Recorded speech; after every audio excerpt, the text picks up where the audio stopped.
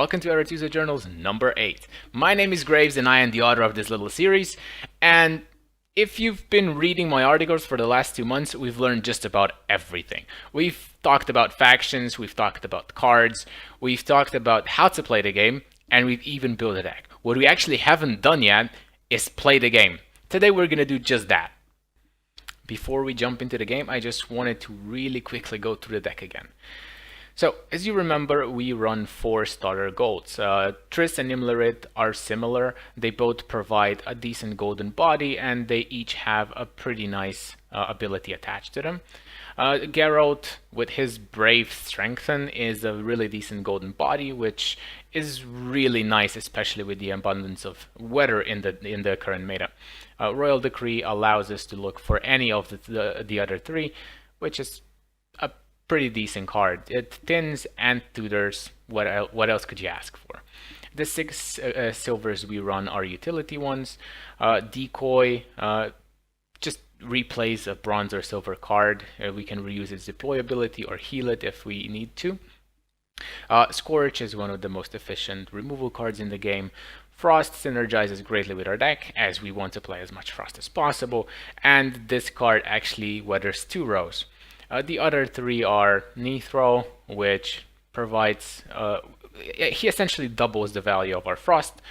Cleaver, which is a budget version of Lock, available to all factions, also a silver starter card. And finally Jotun, which is one of my personal favorites, so I could not resist putting him into the deck. The bread and butter of this deck are the Wild Hunt Hounds. As you know, when you play a Wild Hunt Hound, he allows you to play a Frost card straight from the deck onto the board, which is both deck thinning and provides a lot of value. Now, Frost synergizes greatly with it, and the rest of the deck is pretty straightforward. Caliano Harpies are just an incredible bronze card. They provide a lot of value, they provide carryover, they punish the enemy for removing them, and Wild Hunt Warriors are just... they're a very basic ballista type unit that has an added benefit if it kills a target. So you usually don't feel bad about killing a 2 or 1 strength unit if you really have to. Now, the main combo in this deck, and the reason we run Eredin, is... so when Eredin enters the battlefield, you can spawn a Bronze Wild Hunt unit. One of them is Wild Hunt Navigator, which you do not run separately in the deck, but if you use Wild Hunt Navigator on a hound that is already on the board, it allows you to tutor for another hound that then tutors for a Frost. So essentially thinning the deck by 2 and providing a value of a 5 golden body and 3 bronze units. Well, 2 units and the special. This is it, and now finally off into the game we go. And we're gonna play a game against Turing Machine because it allows us enough time to explain everything without worrying about roping and annoying the other player. We have to be super polite in this game. Now, right off the bat, we can see that the hand we got is not really great.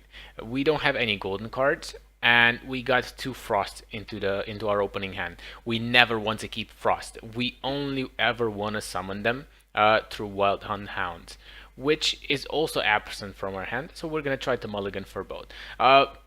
If you haven't read up on blacklisting mechanic, you should, but we should always start by mulliganing the Biting Frost, so we do not draw a second one.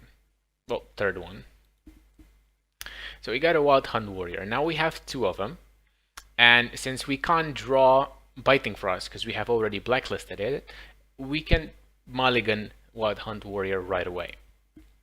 We've got another Caliano Harpy, which is good, but we really need to get a Wild Hunt Hound. Unfortunately, we did not, so we're going to try to do our best with the current hand.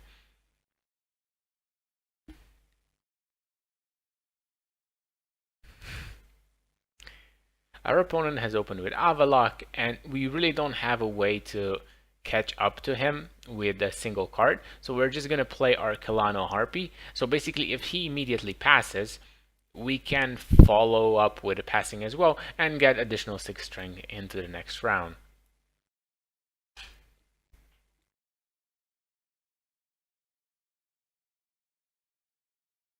See, now the opponent has performed two pretty large tempo swings, one behind another. Ideally, we would want to pass here, simply because we have absolutely no way to compete with him. But since we're just showcasing our deck here now, I am going to insist in this round and play another Harpy.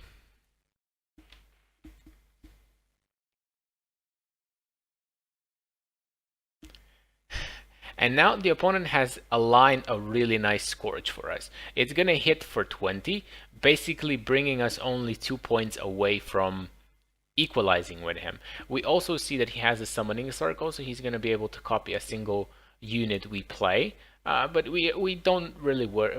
It's not a big concern for us because most of the cards we play are either highly synergetic with our deck or pretty low value.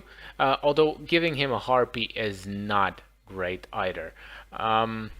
There is a consideration for to just play another Harpy and Scourge. We have a card advantage at the moment, so we can Scourge the next round to win the game. Yeah.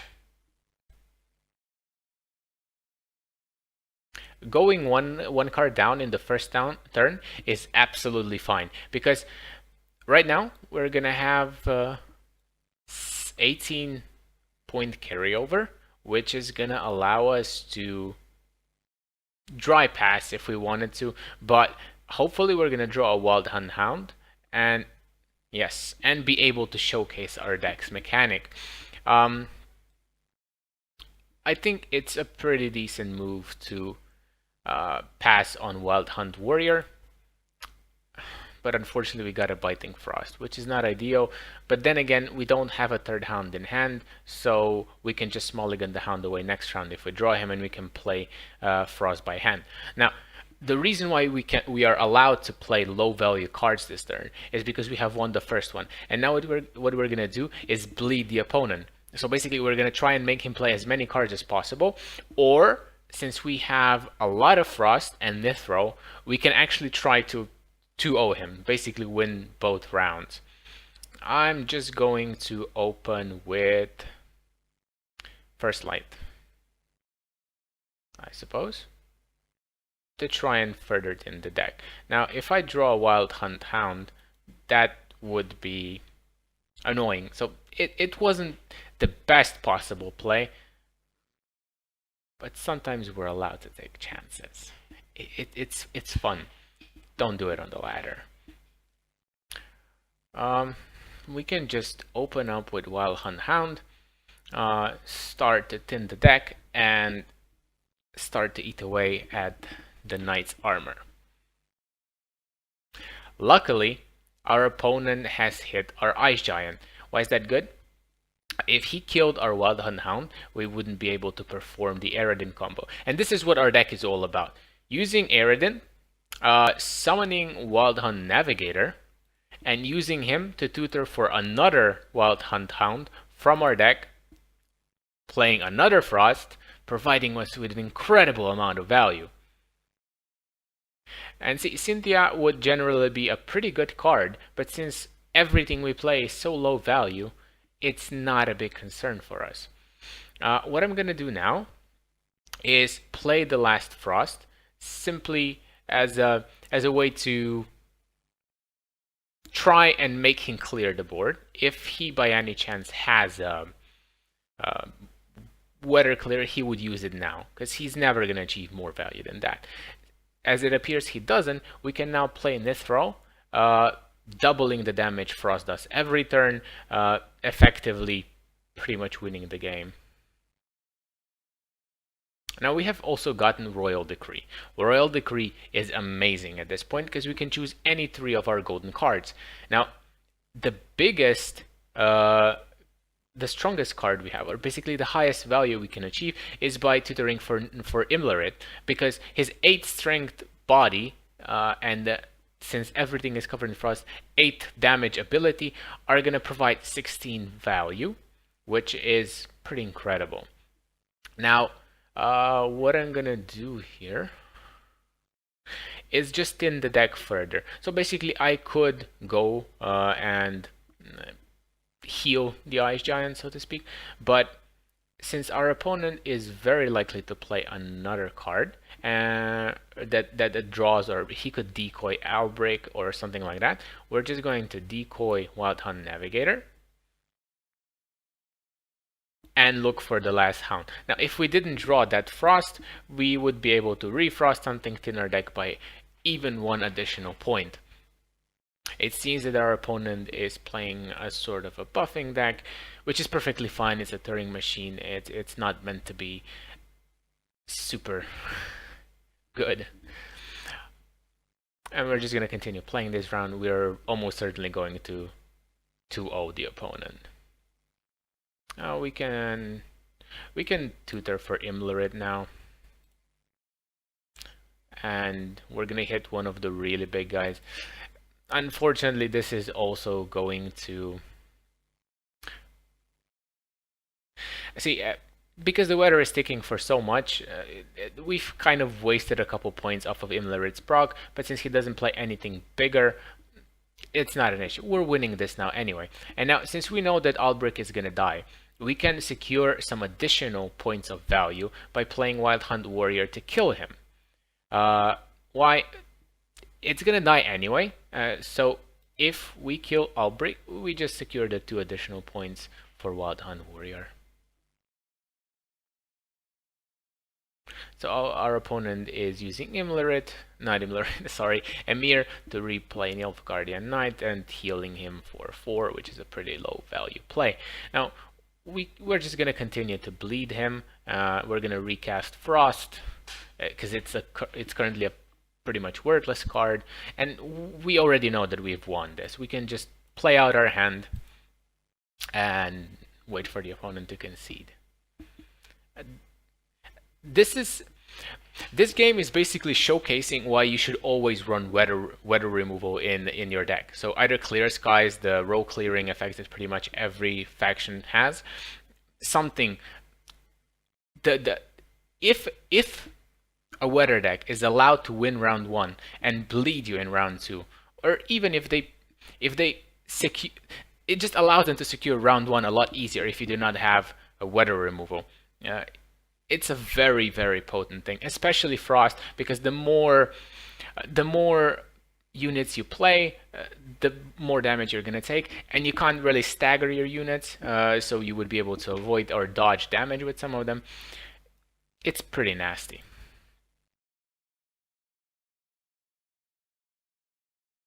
Now we've played our hand, but our opponent has no way of catching up to us. As you can see, the deck is pretty fun. It punishes players that do not run weather clear, and it's just all in all a pretty nasty little thing. Now, really quickly, if you do decide to continue playing this deck, if you really enjoy it, there are some upgrades you can do. First, golden cards. Royal Decree can be replaced for Gios. It's a monster specific tutor. It can tutor for gold and silver cards, and monsters really do have some very, very powerful silver options. We're going to discuss just a little bit later. A straight up upgrade from Triss is Carantir. It allows us to run additional Frost. It moves 5 opponents into a row of our choosing, and you can see that can be extremely powerful. Not only to instantly apply weather to 5 units that would otherwise be safe, but additionally you can align the enemy units to hit them with either Lacerate or other powerful things. Now, there are a few cards that are a bit harder to use, so I would not recommend them to beginners.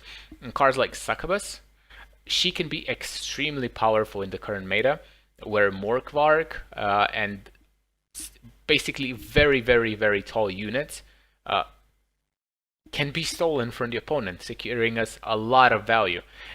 Succubus received an incredible buff in the last update. Basically, previously she was only able to be played as a spy. currently, Succubus can be played on your side as well. So if the opponent has nothing of value to steal, you can still play her as a 6 strength unit on your side, which is obviously not great, but it's better than playing her on the opponent's side. Another consideration for replacements is Woodland Spirit, but it doesn't fit in this iteration of the deck that well because it prefers deck that also runs Fog with Foglet. Igni is always a powerful choice.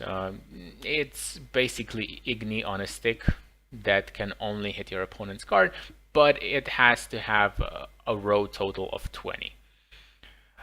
When it comes to silver cards, Scourge is not a great fit for our deck, and neither is Decoy. Two really great replacements for them are Marching Orders, which allow us to summon either Kelano Harpy, Nithro, or Water Hag. Generally, you really want Water Hag. Now, I've mentioned Caranthir earlier, and his potential to be combined with Lacerate, and I've already mentioned the power of Weather Clears. Now, Water Hag has all of it. It can spawn Torrential Rain, which has its implications. It can spawn Clear Skies, which is obviously great. And the Lacerate option, especially when paired with Caranthir, is just incredible. I highly recommend you get Water Hag as one of your first silvers. Now, a straight up upgrade to Cleaver is Fiend. Fiend does the same thing. It locks a unit, and if it's an enemy unit, it lowers its strength in half. You can see why that is amazing.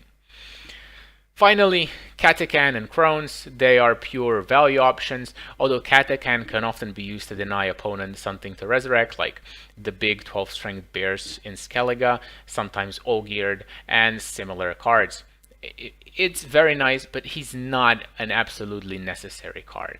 Crones, on the other hand, can provide a very high burst potential. If you manage to play them in round 3, they can almost guarantee a victory if you've bled your opponent decently enough. But I personally am not a huge fan of them because we already run 3 Wild Hunt Warriors, Wild Hunt Hounds, and 3 Biting Frost, which makes our mulligan sometimes awkward, as you've seen earlier. But if you also run Crones, you will often break your mulligan, and by breaking I mean you're gonna try to mulligan a Crone and you're gonna get another one, etc, etc. It's just not awesome. Once you've gained a lot of experience playing this game, Frightener is amazing. Frightener it's a spy. It's a 10 strength unit you play on the opponent's board. Now, his first ability is already pretty powerful. It allows you to move an enemy unit enemy unit to the row where Frightener is placed in. So you can place his unit in a row that is weathered, ideally frosted. And as Frost is powerful as it is, especially with Nithro, it's gonna slowly eat away at Frightener. I'm sorry. Now, the most powerful part of this card is that it allows you to draw a card. You've heard me talking about card advantage earlier in the game. Every single card that provides card advantage can find its place in every, or at least vast majority of control-ish decks. Now, this might not seem like it, but it's a pretty control-oriented deck.